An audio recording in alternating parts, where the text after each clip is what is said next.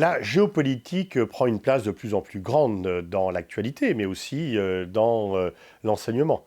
Elle est désormais inscrite au programme de première et terminale et je peux constater que l'engouement des lycéens pour la matière géopolitique. Elle est maintenant indispensable pour la plupart des concours des différents IEP, mais également des écoles de commerce. Et de nombreux livres paraissent sur le sujet, des essais, mais aussi des manuels qui expliquent les fondements de la géopolitique ou de l'histoire de la géopolitique. J'ai moi-même rédigé plusieurs de ces ouvrages que vous connaissez pour la plupart, et là, j'ai innové en sortant une bande dessinée. Alors, rassurez-vous, je n'ai fait que le texte, je n'ai pas fait les dessins. Les dessins, c'est Tommy qui les a faits, et il a porté son talent et sa connaissance de la géopolitique.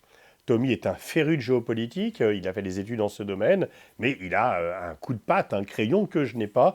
Et donc il a apporté non seulement son art, mais aussi son humour. Et il a permis de mettre au fur et à mesure des pages des petits clins d'œil qui viennent accompagner une actualité qui, il faut bien le dire, est très souvent dramatique. Alors, une bande dessinée ne remplace pas un livre, mais elle peut être le premier pas. On lit la bande dessinée, puis on se dit « Ah tiens, c'est intéressant, finalement je vais aller creuser un peu plus telle idée ». Et donc il faut le voir comme cela, comme un premier pas qui permet un apprentissage, je dirais, facile, détendu, pas trop imposant, mais qui quand même explique pas mal de choses et permet d'avoir une connaissance assez grande. La BD fait quand même plus de 180 pages, donc elle est assez complète. Proche-Orient, Amérique latine, Afrique, tous les continents sont passés en revue, construction européenne également, et donc il y a tous les événements qui ont marqué cette histoire. Comment à la fin de la Seconde Guerre mondiale, les Alliés se sont divisés, se sont lancés dans ce clivage Est-Ouest et n'ont pas conservé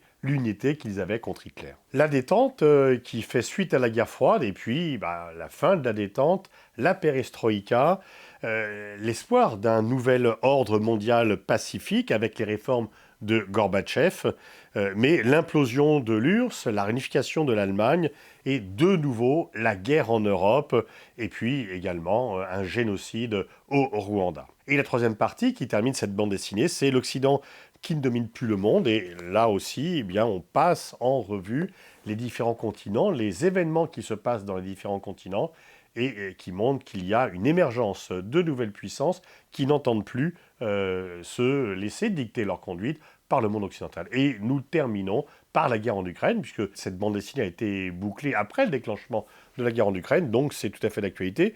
Il y a aussi un index qui est très utile, et puis une fois encore, des dessins de Tommy, vraiment que je ne saurais trop remercier d'avoir mis son talent au service de cette bande dessinée.